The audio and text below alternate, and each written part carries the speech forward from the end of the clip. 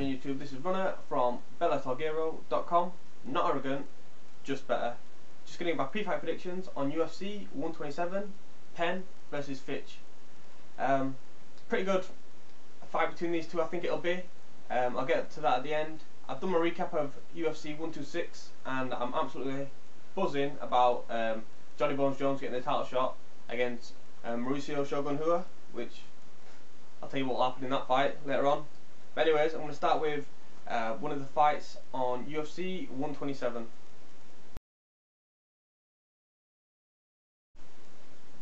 Yeah, first fight I'm going to start off with is Ross Pearson versus Spencer Fisher.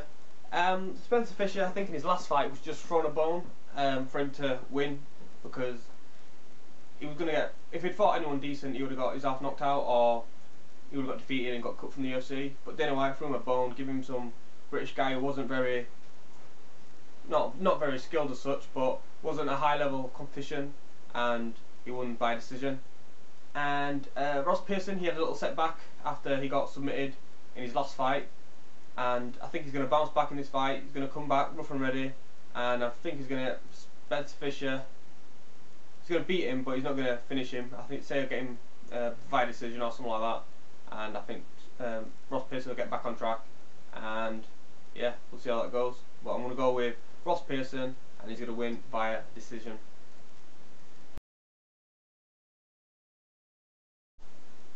Right, in the welterweight division we have Brian Ebersole versus Chris Lytle.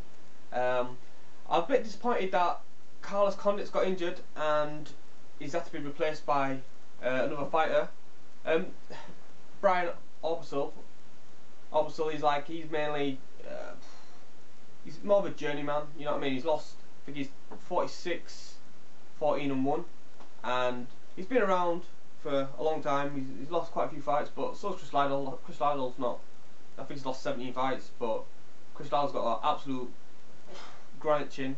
He's got knockout power, but I think he's only finished 4 fights by knockout. He's mainly a decision person, but I think it would have been a good fight between Chris Lytle and Condit, but we've got Ebersole versus Lytle, and I'm going to go with, I'm going to say it's going to go to decision, but if it goes to the ground, Chris Lytle's going to take it. But I'm just going to go with decision on this fight because I don't really know too much about Ebersole, and I've seen a few of his videos and stuff like that, but don't know too much about him to really go into detail. I know a little bit about Chris Lytle, and I know he's used to be a professional boxer, and his ground game's very good, and that's what I'm going to go with. And it's going to be Chris Lytle going to get this fight decision, another decision. Now in the lightweight division we have George Sotiropoulos versus Dennis Siver. Dennis Siver's coming off a win against Andre Wiener, and Sotiropoulos is coming off a win against Lozon. And in this fight, I think it's basically Siver has to keep this fight on the feet, and Sotiropoulos has got to get this fight to the ground, because I believe that Sotiropoulos, he's a black belt, and his striking's coming along, but it's not to the same level as Dennis Siver, because the way he knocked out Andre Wiener in the last fight, it shows that he's got big knockout power, and if he catches you, you're gonna be not fucked, but yeah, pretty much fucked anyway. Yeah. But yeah, this is basically a grappler versus striker. I wouldn't say it's like one of them normal ones where it's grappler versus striker.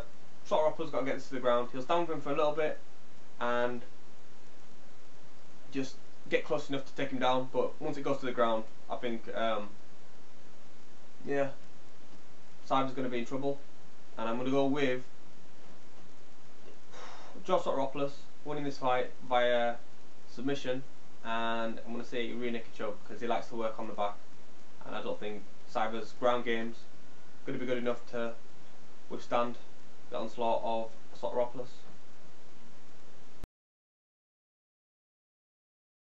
Now in the middleweight division we have Michael Bisping versus Jorge Rivera. Rivera in his last fight, well, was meant to fight Alessio Sakara, but Sakara got man flu or something like that and had to pull out of the fight.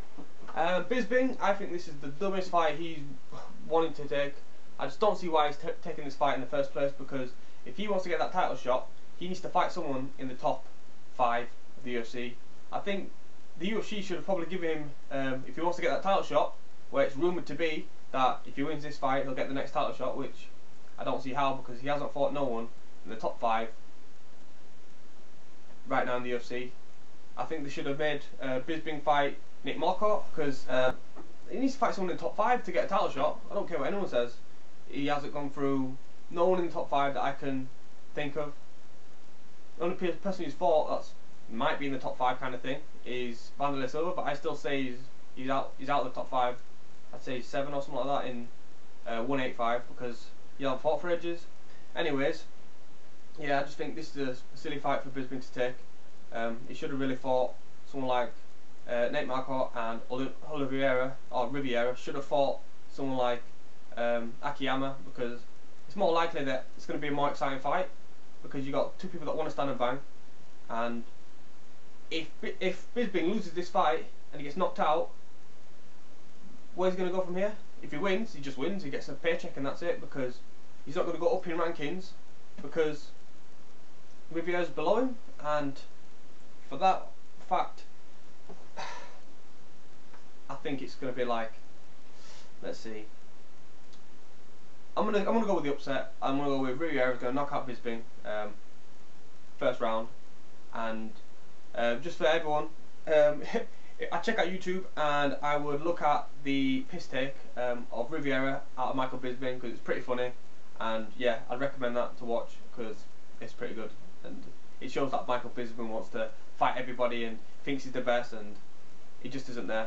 But no worries. Anyways, I'm gonna move on to the next fight. Sweet.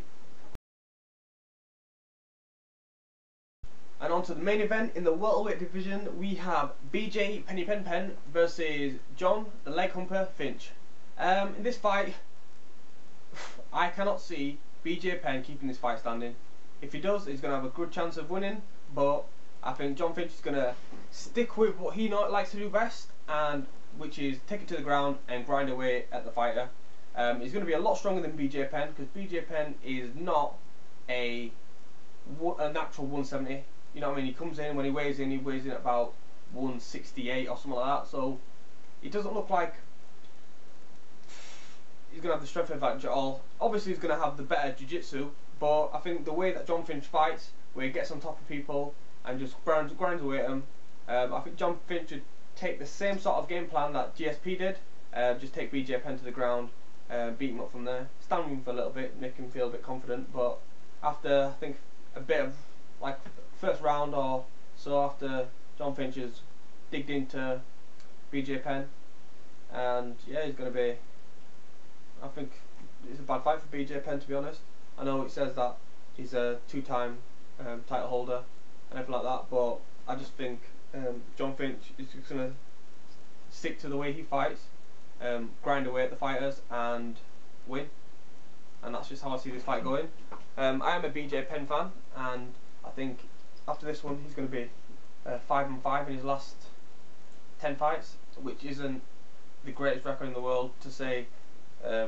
He's a potential UFC Hall of Famer, and I think BJ Penn needs to get down, back down to 155, and take control of his weight class, where everyone else is saying he's better at 170.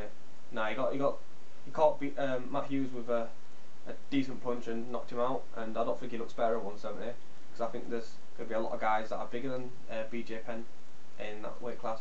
But at 155, I think he's got a really good chance of getting back there and overcoming any of these guys that are up and coming, because I think BJ Penn's going to be stronger, quicker, and I'd like to see BJ Penn back at 155.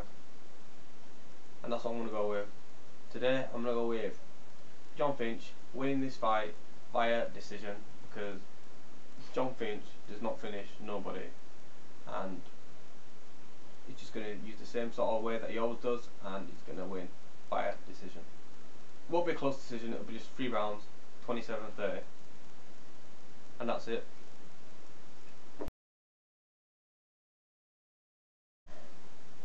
Yeah, just before I go, I just want to give my question of the day.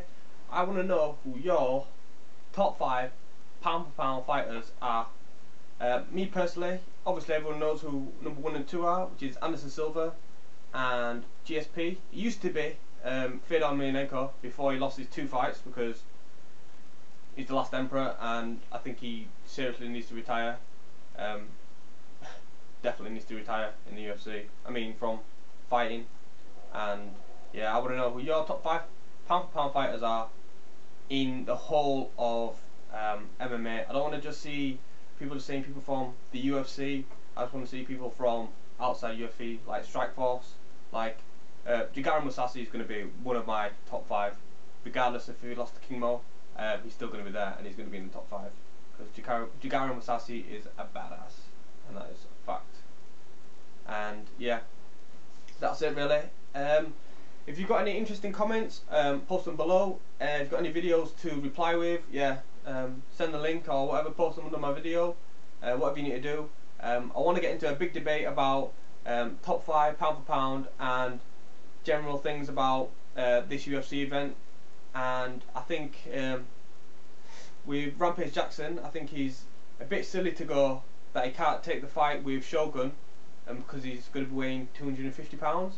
Well, I think if you're likely to get a title shot, you should be knocking around nothing over 215, maybe 220 pounds. If you're likely to be next in line for the title shot.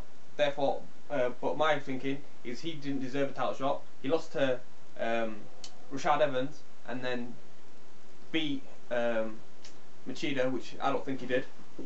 And how could he get asked for the title shot before Johnny Bones Jones? But I'm glad that Jones did get the title shot in the end.